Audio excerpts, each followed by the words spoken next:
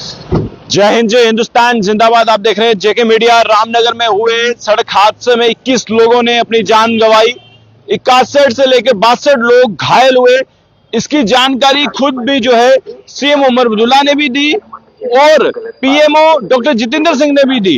अब वहां के जो विधायक है सुनील जी मेरे साथ में मौजूद है और ये अभी कुछ समय पहले जो है सीएम उमर अब्दुल्ला से मुलाकात करके बाहर आए और इन्होंने कहा है कि इन्होंने मांग जो रखी है, इन्होंने कहा है कि सीएम उमर अब्दुल्ला को कि जिन लोगों की जान गई उनके परिवार के सदस्यों को एक एक जो है गवर्नमेंट जॉब मिलनी चाहिए और 10-10 लाख रुपए की आर्थिक सहायता के तौर पर उन्हें दिए जाने चाहिए। तो सुनील जी, सबसे पहले मैं आपसे यही सवाल करना चाहता हूं कि ये जो हादसा हुआ बहुत ही दुखद क्यों हुई, उसकी एक इन डेप्थ इंक्वायरी होनी चाहिए। और ना सिर्फ ये इंक्वायरी हो कि रोड ठीक था, ड्राइवर ठीक था या गाड़ी ठीक थी, बल्कि जो भी ऑफिसर्स जिनकी जिम्मेवारी थी इस चीज को मेंटेन करना, ट्रांसपोर्ट को प्रॉपर मेंटेन करना, और जिनकी जिम्मेवारी फिक्स की जा सकती है कि क्यों ये हादसा हुआ, सख्त कार्रवाई उनके खिलाफ होनी चाहिए। दूसरा, जो अभी तक कंपनसेशन लोगों के लिए अनाउंस की गई है, मुझे लगता है वो नाकाफी है। ये भी सच है कि पैसे तो भरपाई नहीं कर पाएंगे, मगर अब जिन लोगों का जो कमाई करता था व्यक्ति, वही चला गया, कोई जवान बच्चा या बच्ची चली गई, तो लिहाजा उनकी जिंदगी कैसे कटेगी। तो मैंने सीएम साहब को बोला है कि 10-10 लाख रुपए का मुआवजा उन फैमिलीज को मिलना चाहिए और उनकी फैमिली के किसी एक सदस्य को गवर्नमेंट जॉब मिलनी चाहिए, जो बहुत जरूरी है, ताकि ऐसी दुर्घटनाओं में जो लोग जान गंवाते हैं वो हमारी जिम्मेवारी है कि उनकी आगे की लाइफ कैसे चले। और इसके अलावा अब हमें यह भी देखना होगा कि ऐसी सिचुएशंस से विशेष करके रामनगर क्षेत्र में इतने एक्सीडेंट क्यों होते हैं, तो रोड कंडीशन उसके लिए एक जिम्मेदारी है। जितने भी पहाड़ी रोड्स हैं हमारे, उनको ठीक करना हमारी जिम्मेवारी है और वो जल्दी से जल्दी ठीक होना चाहिए।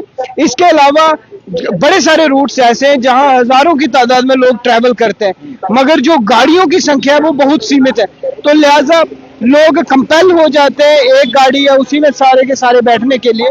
तो गाड़ियों की संख्या बढ़ाने की जरूरत है और संख्या भी गवर्नमेंट व्हीकल्स की, जो एसआरटीसी व्हीकल्स है वो लगाई जाए। और रामनगर के लिए मैंने डिमांड की है कि जो ई बसेज है वो रामनगर के लिए 5 ई बसेज स्पेशल लगाई जानी चाहिए।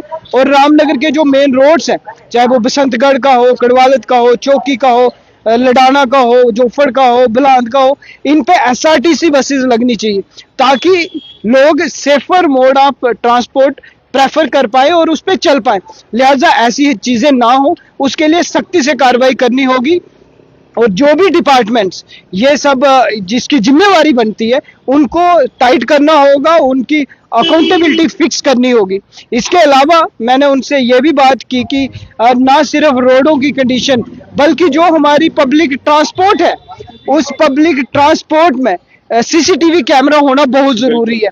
चाहे सीसीटीवी कैमरा उनकी ओवर स्पीडिंग को मॉनिटर करें, ओवरलोडिंग को मॉनिटर करें, और कोई भी ऐसा चालक, कोई भी ऐसी गाड़ी जो ट्रैफिक नियमों का उल्लंघन करती है उसको स्ट्रिक्टली से डेल्ट करना चाहिए। जो अनफिट गाड़ी हैं, जिनका इंश्योरेंस नहीं है, परमिट नहीं है, फिटनेस नहीं है, उनको रोड से डिस्प्लेस कर देना चाहिए और उसकी जगह गवर्नमेंट गाड़ियां लगानी चाहिए ताकि लोगों की जिंदगी के साथ ये खिलवाड़ बंद हो। अभी सुनील जी, जो जानकारी मिली है उस बस के पहले से 15 से अधिक चालान थे और उसके बाद जो उसका असली ड्राइवर था वो छुट्टी पे था और सीएम ने खुद कहा है कि उस बस का स्टीयरिंग उसको पकड़ाया गया जो ट्रक चलाता था।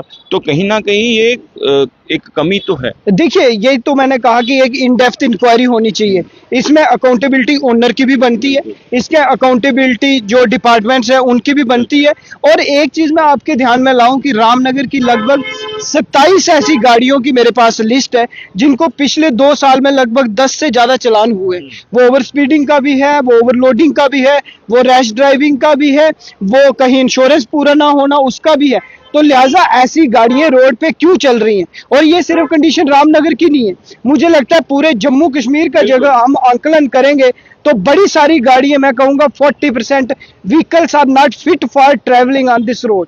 तो लिहाजा लोगों की जिंदगियों के साथ ये जो खिलवाड़ है ये गवर्नमेंट को बंद करना चाहिए और स्ट्रिक्टली जो हमारा ट्रांसपोर्ट डिपार्टमेंट है, ट्रैफिक पुलिस है या हमारी पुलिस है, उनको सख्ती से निपटना चाहिए। आप मुझे बताइए कि एक गाड़ी 3-3 चौकियां क्रॉस करके जाती है और पुलिस कर्मियों को पता नहीं चलता ये ओवरलोडेड गाड़ी है, उन्होंने उसको रोका क्यों नहीं? अगर उन्होंने रोका होता, ट्रैफिक के जो नियम है उनकी स्ट्रिक्ट इंप्लीमेंटेशन हुई होती, तो शायद आज ये हादसा ना होता। आपको देखिए, अगर हम जम्मू सिटी की बात करें, हर एक ट्रैफिक पुलिस के अधिकारी के हाथ में मोबाइल फोन है, चलान तुरंत हो जाता है।